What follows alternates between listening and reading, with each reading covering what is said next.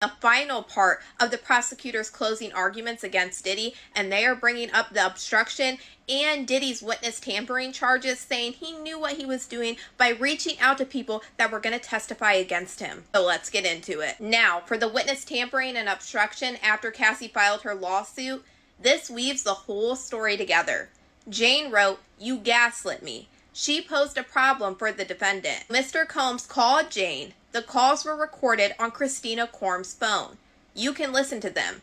On November 19th of 2023, Cassie's lawsuit was already settled, but he was afraid of a criminal investigation.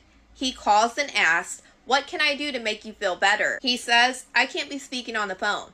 He's worried that the U.S. will get 3 years of his text messages with Jane. While he's recording that phone call, he tries to convince her that she was willing. He said, "We just did some kinky stuff. I thought we both enjoyed it." And yes, this is the same phone call that I played about a week ago where we kept hearing Diddy say for 100 times, "You know what I'm saying? I can't talk over the phone," then continuing to talk over the phone. And they're playing this phone call for the jury, and they say, "Do you hear that?" On the recorded call, the sound of notes being taken with a Sharpie to plan how they get what they want Jane to say. You've seen this in this trial. The lawyers passing notes to each other. Then Mr. Combs had D-Rock reach out to Mia, asking her to say something. Mia told you her reaction to this call. She had seen the defendant bash Cassie's head in. D-Rock had seen it too. He was asking her to agree with the lie. As the federal investigation grew, they kept reaching out to Mia. D-Rock calls her 5 times in a row. The chart Miss Sandiker presented to you brings all of this together. The defendant's conduct towards Mia is also obstruction and witness tampering. Also obstruction is the video of the Intercontinental Hotel assault.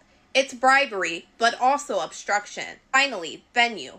We only have to show an act in this district. It doesn't have to be criminal. The Southern District of New York includes Manhattan, the Bronx.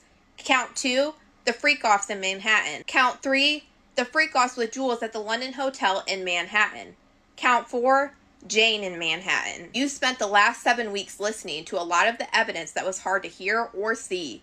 You heard from Kid Cudi, whose house was broken into and whose car was burned. You heard from Cassie's mother, Regina Ventura, Deontay Nash, Cassie's best friend, how he ran the enterprise with total control. It's time to hold him accountable. It's time to find him guilty. And this is how they end the prosecutor's closing arguments against Diddy. Now, Diddy's team will put on his closing arguments tomorrow morning, and then the prosecutors will do their rebuttal, and then the judge will give the jury instructions before they start deliberating. We're really getting to the finish line of the Diddy trial, but y'all let me know what you guys think about all this in the comments.